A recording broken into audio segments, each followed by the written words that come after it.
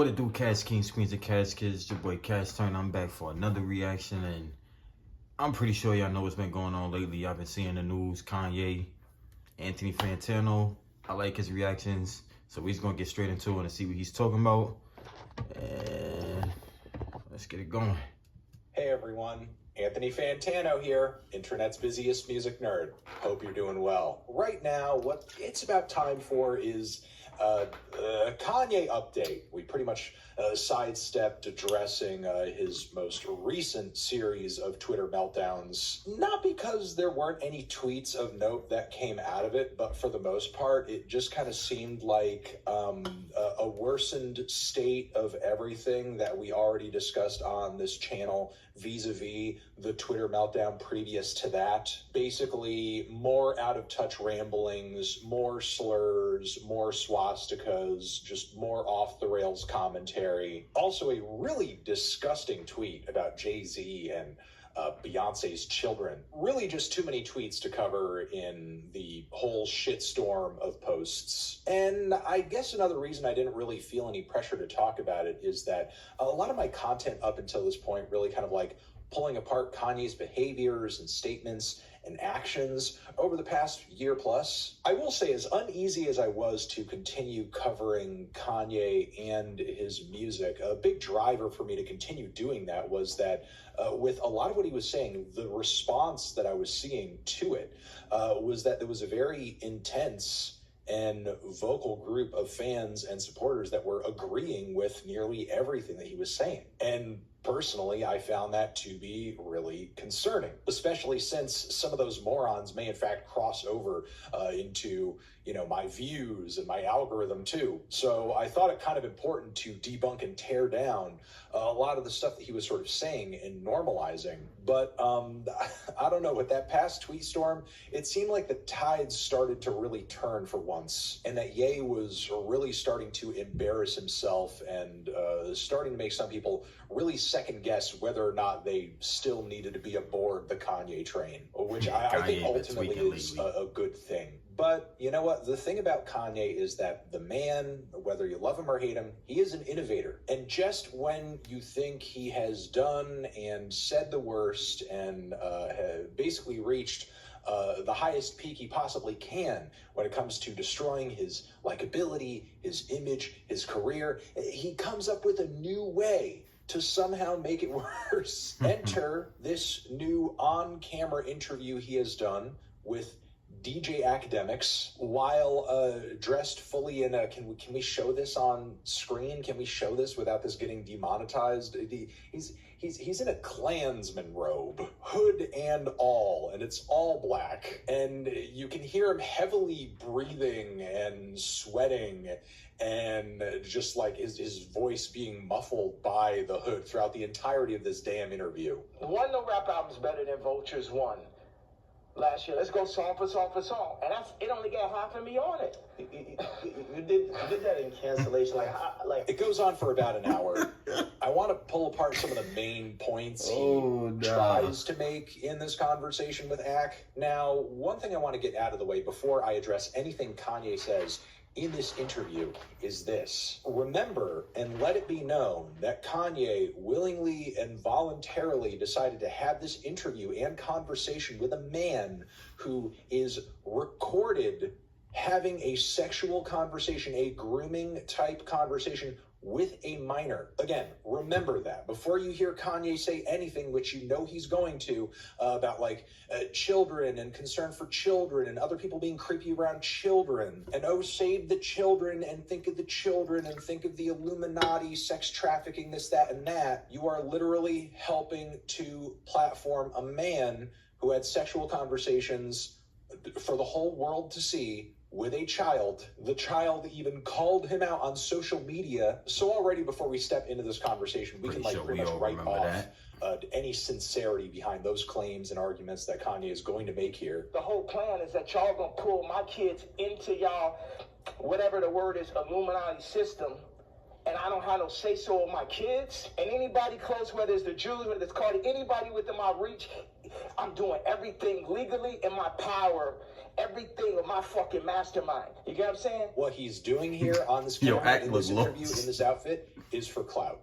It's for clout. But to sort of go over, I don't know, the major hits of this dialogue here that Kanye has with Akademiks, Kanye makes it clear that he feels like his life is in danger and that he's under a lot of pressure right now because of what he's saying, what he's tweeting, what his beliefs are. It gets quite conspiratorial, and there's even a point at which he theorizes that the kid from Lincoln Park, or, you know, Chester Bennington, died because he was speaking on similar things, or was also sort of like, you know, handling himself in a way that was like a threat to the music industry or the powers that be. I just know that the kid from Lincoln Park got killed for expressing some of these same truths. So not only is he insinuating that Chester died because of that, but also that he's under like the same threat that Chester was because of how he's handling himself right now, which I don't know, if you're a Linkin Park fan, that's probably not hitting in a very good way. He likens himself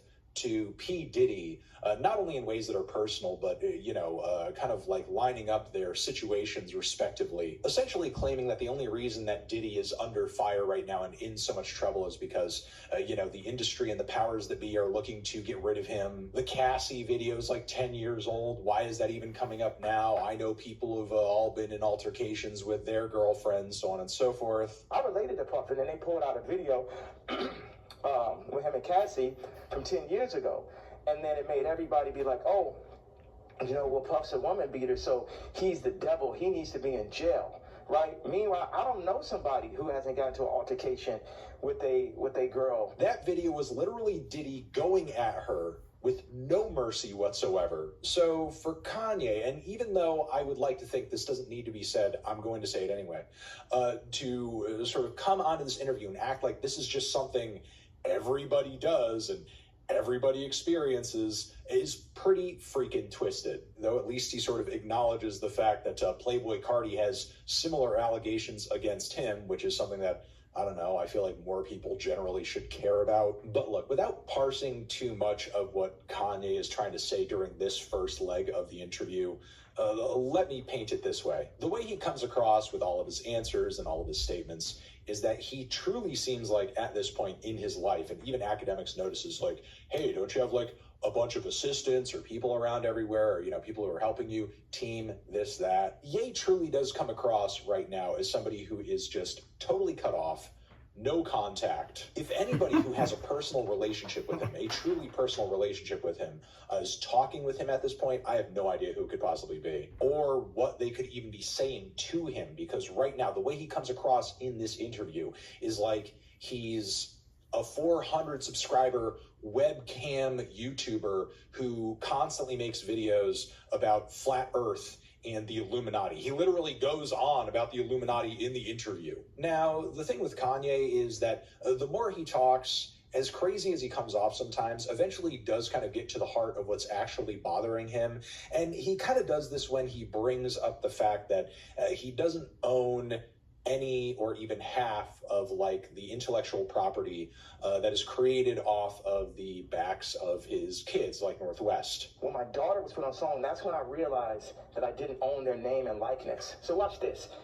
All the brands that I've made, I don't get the name and likeness ownership, or at least 50-50 with my kids. So how's it joint custody? So if anything that she does in the world of music or fashion or whatever, he doesn't get any money or kickback from it. All of that presumably goes to Kim, and he seemingly is very burnt up about that. Now, if this were a very normal situation among two celebrity parents with their child, I guess I would sort of like understand this concern and gripe, as much as at my core I find it kind of disgusting as a celebrity to find out ways to monetize your children. I find that practice in and of itself pretty inexcusable, but in this case you're talking about it being between Kim Kardashian and a guy who repeatedly crashes out on social media posting swastikas over and over and over, which, like, I don't know, for the health, safety, and future of that child, maybe the money made off of the IP dealing directly with her is not safe in that guy's hands. He also at one point says that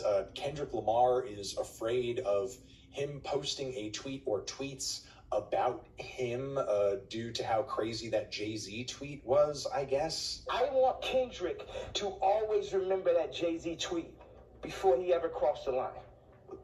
Okay. I don't know what it is Ye thinks he could tweet about Kendrick that would, like, be so scary to him. Kanye right now, publicly speaking, is at such a low point in people's eyes. If Kendrick were to sort of, like, drop a diss track against him, I doubt he would have to try.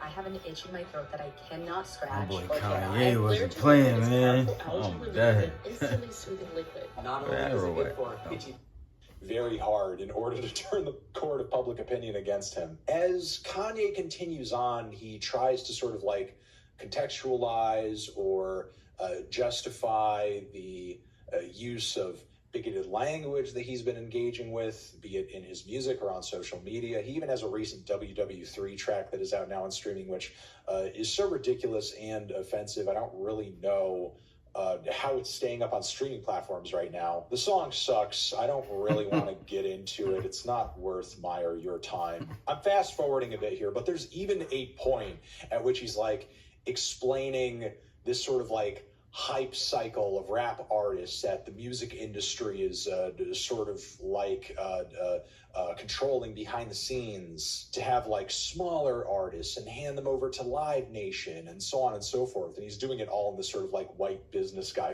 voice. and then we're going to get a bunch of small artists, and then, you know, you'll be able to make your money off of that. And then, you know, if we take, oh, Cardi's doing good, we'll make them take the blue pill. Let them rap about scams. And while, again, I feel like, and this is what makes Kanye compelling to some people, you know, there is like a bit of truth there in terms of like observing business incentives of the record labels. Sure, like it's easier to exploit a bunch of younger, smaller artists who have very brief hype cycles. But again, simultaneously, he's painting this as if it's like some huge secret and grand conspiracy, and that the reason he is becoming irrelevant and he's enemy number one in the music industry is because, Kanye's too old, can't have these rappers hanging around for too long or else they'll start thinking things and acting out and so on and so forth. Meanwhile, some of the biggest artists in the industry, like Kendrick, Drake, J. Cole, are all sitting on like 10 plus years of music industry experience, and their popularity isn't dying out anytime soon. And on top of it, artists who are even older than them, like Nas, for example, has been having an incredible run with his new records, and he's like roundly respected in the music industry. He even won a Grammy off of like one of the King's Disease records. Also, Andre 3000. Like, people would love a new rap album from Andre. I mean, it's cool that he did that jazz thing, but like nobody's telling that guy he can't come out with a new record because he's like too old or too wise or too whatever. There's literally a point in this conversation where he claims that he essentially ended Frank Ocean's career, and him having come out with music that is similar but superior to what Frank Ocean did on records like Blonde is the reason Frank hasn't come out with any new music. Like when I made Moon, it basically ended Frank Ocean's career. He ain't have a song since then. You know, sipping some wine, like to the moon. Any genre of music that anyone has, I make a better version of it. Yeah, Kanye just being such a supremely talented artist is the reason Frank Ocean hasn't come out with any new shit. There's another point in the interview where Kanye says something that, frankly, in my opinion, is horrible. And that's that he didn't even want to have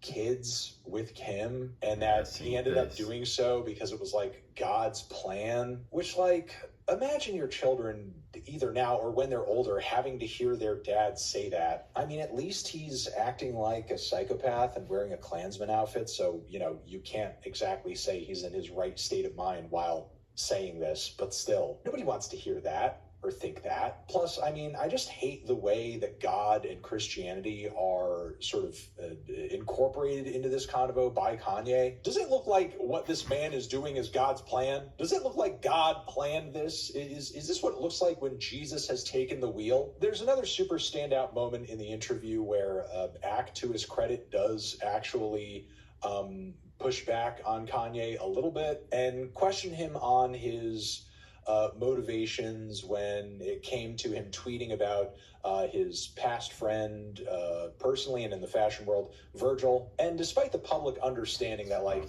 they had a falling out and drifted apart, and, you know, toward the end of Virgil's life, they weren't as close as they were at one point, people are still wondering, like, you know, why would you go out of your way to say that? Like, what exactly is the motivation there? What is the reason? Why say fuck Virgil after he passed? Facts. I think a lot of people feel like, you know, he's not here to defend himself. Feels like you still have a little bit of animosity there. I'm evil.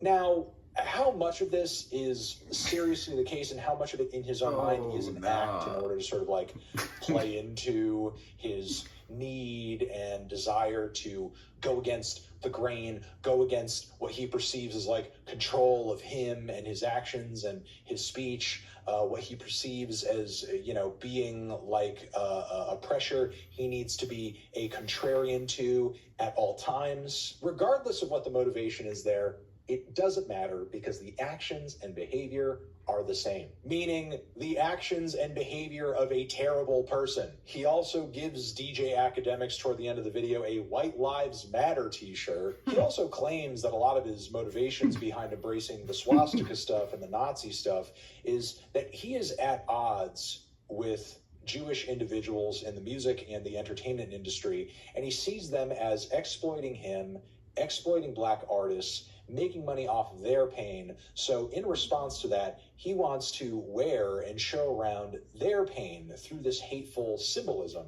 Pause, because I do want to make one thing clear. Kanye's embrace of Nazism and right-wing talking points does go beyond just like mere trolling or going against the grain. Like, on numerous occasions, he has platformed and cavorted with numerous right-wing or even, you know, Nazi alt-right figures. And there's multiple instances of evidence where he's like clearly doing the research in terms of like going down the rabbit hole of Jewish conspiracy and beyond. So again, as much as we know Kanye to be a contrarian, as much as he tries to justify his rhetoric and his actions with, you know, this just being like a statement on his exploitation and so on and so forth, like clearly on some level he is feeding into and adhering to some of the worst elements of the most fascist sectors of right-wing thought. Yeah, this interview is demented, capital D demented. I'm not really sure if there's anything else that I can or I need to say in regards to this conversation, honestly. Let me know in the comments what you guys think about any of this. I'm sure you will. Facts. If y'all seen the interview or any of the things he's been tweeting lately, you know, heard any about any of the Kanye drama that's been going on, like he said, y'all comment down below. Let me know what y'all think about some of it. Let me know what y'all think about some of the things he said and the things he touched on with the video. And also, if you saw the interview, let me know what you think about the interview. Let's start a convo up in the comments. Y'all comment down below.